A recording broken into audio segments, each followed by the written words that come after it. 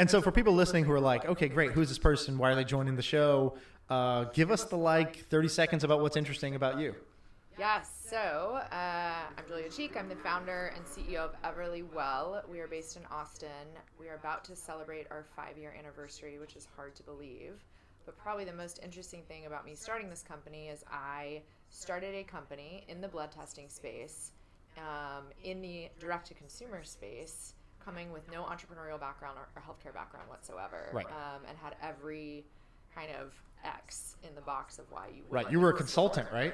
I was a management consultant, Yeah. and I went at Deloitte, went and got my MBA, had a really traditional Harvard, had a really traditional corporate Sam's job. all about the pedigrees. Yeah. I hate it. I don't care. Sam's like, Harvard? Okay, I'm in. Yeah. There's definitely some interesting ties, I think, that turned me on to being an entrepreneur when I was there, but certainly, I was really on the corporate path, and then had this idea when I was working at MoneyGram and left my job to do it, and I can confidently say 100% of people who know me was like, this is definitely going to fail. Yeah. There's no way it's going to work. So what's the company do? Yeah. So when I was 5 years ago, when I was working at MoneyGram, I had a bunch of all these unexplained health symptoms. This is super common, what you hear from women in their late 20s and their 30s, is they have chronic fatigue, aches and pains. They're not taken seriously at doctors. And so I went to 5 or 6 different doctors on good health insurance, and each of them ran different blood tests. I never got my results. I paid over $2,500 out of pocket.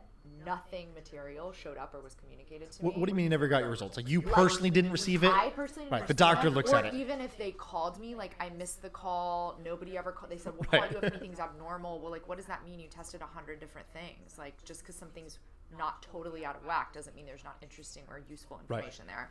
So I sat down and I looked at the health insurance landscape and I thought, man, people are going to have to start paying for all this in a more meaningful way than we are today. And I'm at least confident that my cohort of women between 25 and 45 can't get the testing that they need. Right. And I think I can solve that. And so it really started out, honestly, not that it wasn't a big vision, but it was a little bit like if you think about the first group you're solving a problem for, that's what we launched for. So today we have 35 different tests on everlywell.com, on Amazon, Target, CVS, Kroger. We work with Humana, and we offer consumer-initiated testing for everything from STI testing, heart health, food sensitivity, etc. Basically, is it every test? It's 90% of common test coverage.